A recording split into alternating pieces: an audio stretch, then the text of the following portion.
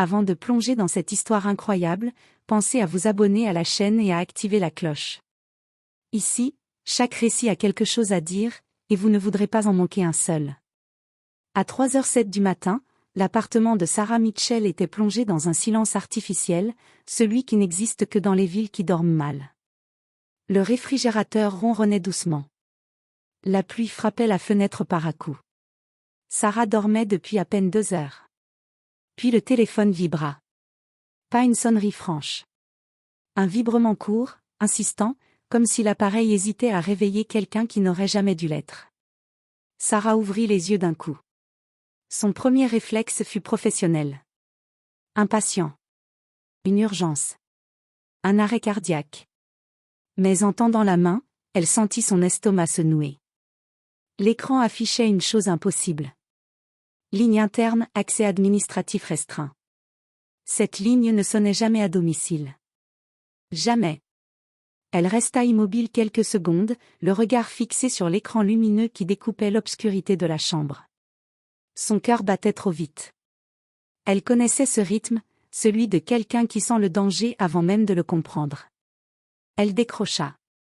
Ici Sarah Mitchell. Au bout du fil, il n'y avait rien. Pas même un souffle. Puis, très lentement, une respiration se fit entendre. Profonde. Contrôlée. Trop calme. Vous étiez de service au sous-sol B cette nuit. La voix était masculine. Neutre. Sans accent identifiable. Sarah se redressa brusquement dans son lit. Qui est à l'appareil ? Un silence. Puis la voix reprit, plus basse. Ce que vous avez vu n'apparaît sur aucun dossier. Et pourtant, vous l'avez vu. Un frisson glacé remonta le long de sa colonne vertébrale. Des images lui revinrent brutalement. La lumière blafarde du sous-sol. La porte verrouillée. Le patient sans nom. Les liens autour de ses poignets. Et surtout, le regard du docteur Jonathan Reed, debout dans l'ombre. « Je ne sais pas de quoi vous parlez », murmura-t-elle. Un léger rire étouffé traversa le combiné. « Bien sûr que si. Et eux aussi le savent. » Sarah sentit sa gorge se serrer. « Qui, eux ?» La respiration s'arrêta net. « Ceux qui font disparaître les dossiers. » « Et les gens ?» La ligne grésilla. Avant qu'elle puisse dire un mot de plus, la voix conclut. « À partir de maintenant, chaque silence est un choix. » Bip. La communication se coupa. Sarah resta figée, le téléphone encore collé à l'oreille, le regard perdu dans l'obscurité. Il lui fallut plusieurs secondes pour réaliser que l'appel était terminé. Son téléphone indiquait toujours 3h07. Elle se leva, alla jusqu'à la fenêtre, écarta légèrement le rideau. Dans la rue déserte, une voiture était garée moteur éteint. Impossible de dire depuis quand. Sarah referma lentement le rideau. Elle comprit alors une chose essentielle. Ce n'était pas un appel pour l'avertir.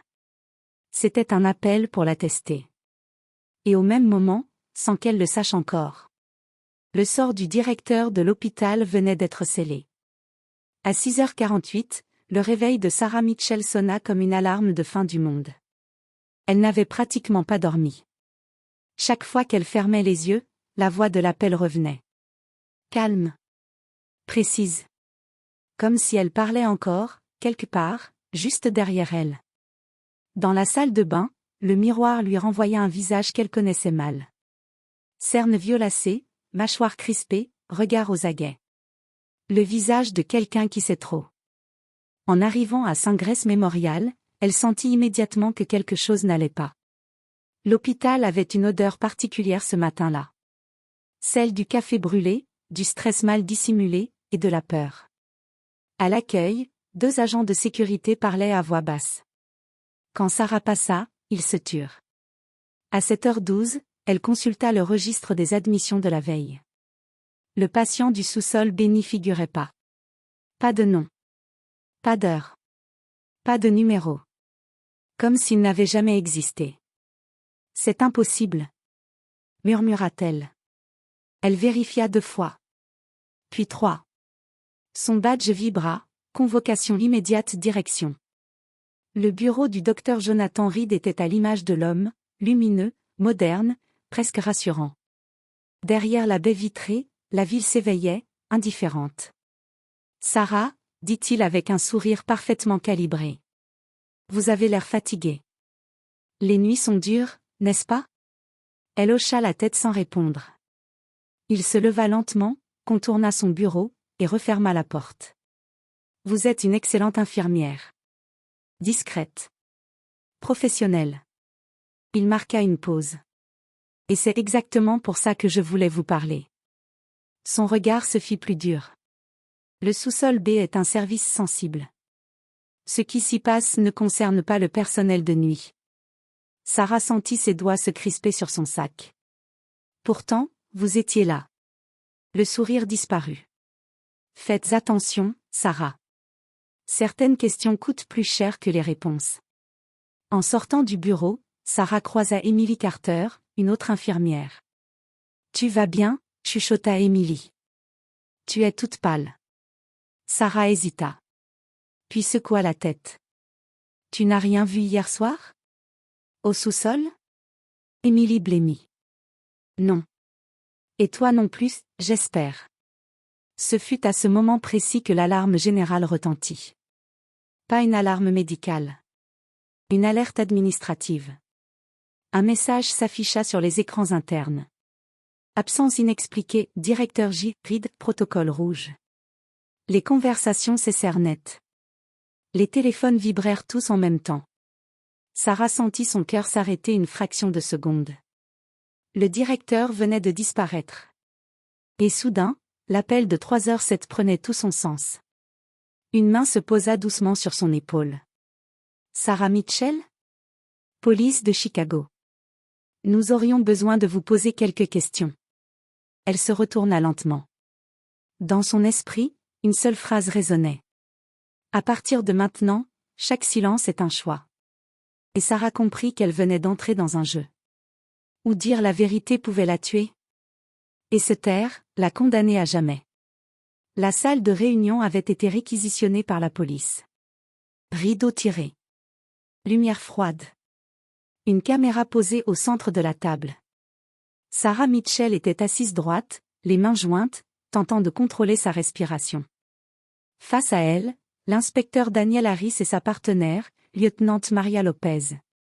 Vous étiez de service la nuit dernière, entre 23h et 7h, c'est bien ça? Oui. Avez-vous vu le docteur Reed après minuit? Le silence pesa lourd. Sarah pensa à la porte métallique du sous-sol B. À la clé magnétique. Au regard du patient. Non.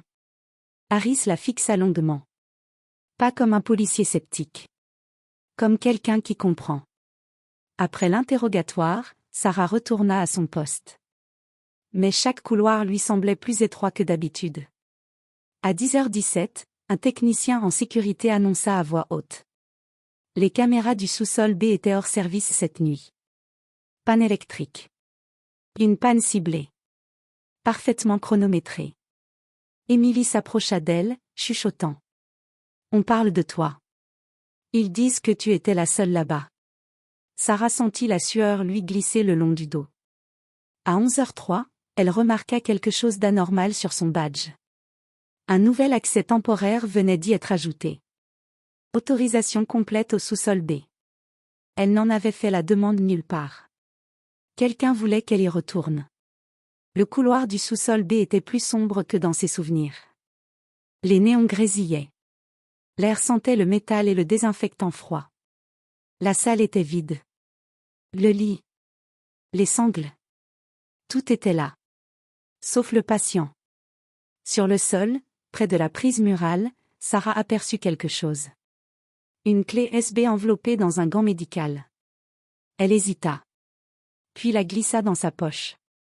Au moment où elle se redressa, une voix retentit derrière elle. Vous n'auriez jamais dû revenir ici.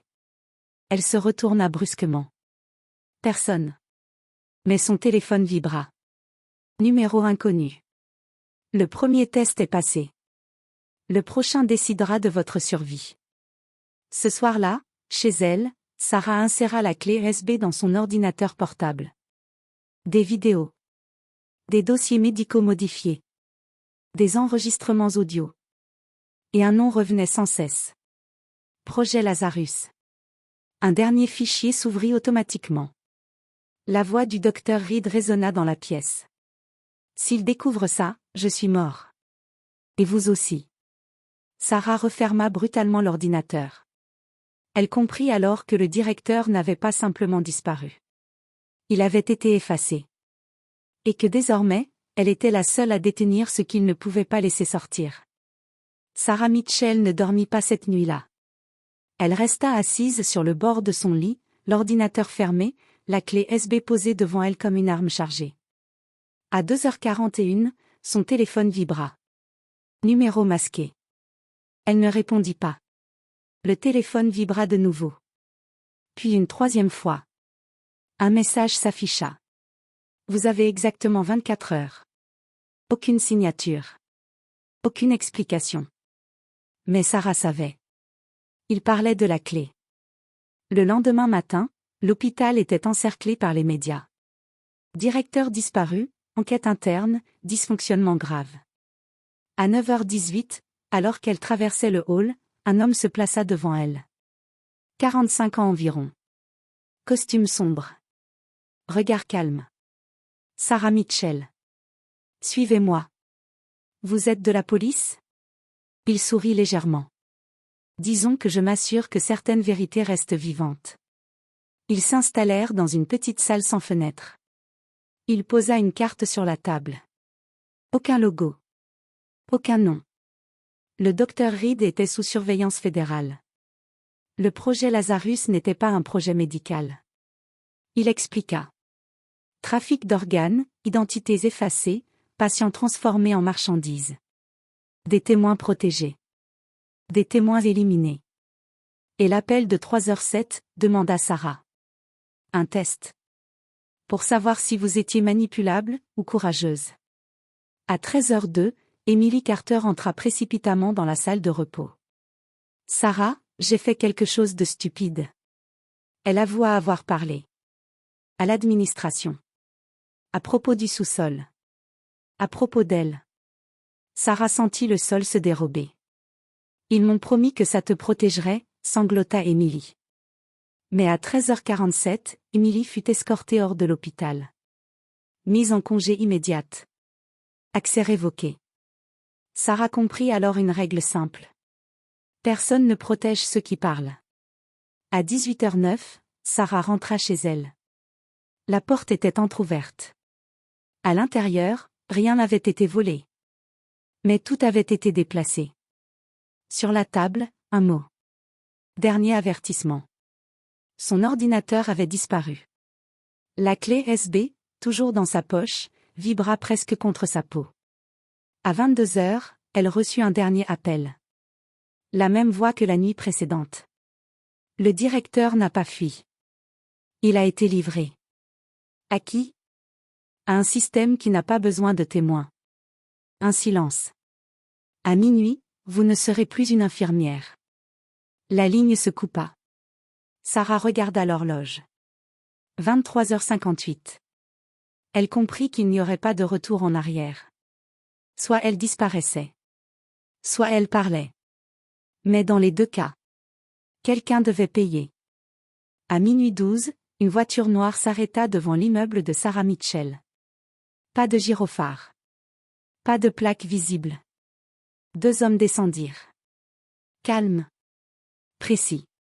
C'est maintenant. Sarah n'emporta rien. Ni vêtements. Ni souvenirs. Seulement la clé USB, serrée dans sa main. Ce qui ne sera jamais diffusé. Le lieu n'avait pas de nom. Une pièce blanche. Une table. 3 écrans. L'homme sans badge était là. Vous avez 2 options. Il posa 2 dossiers devant elle. La vérité complète. Elle détruit l'hôpital, expose des noms, provoque un scandale national. Ou la vérité contrôlée. Elle enterre le projet Lazarus, et vous permet de vivre. Sarah pensa à Emily.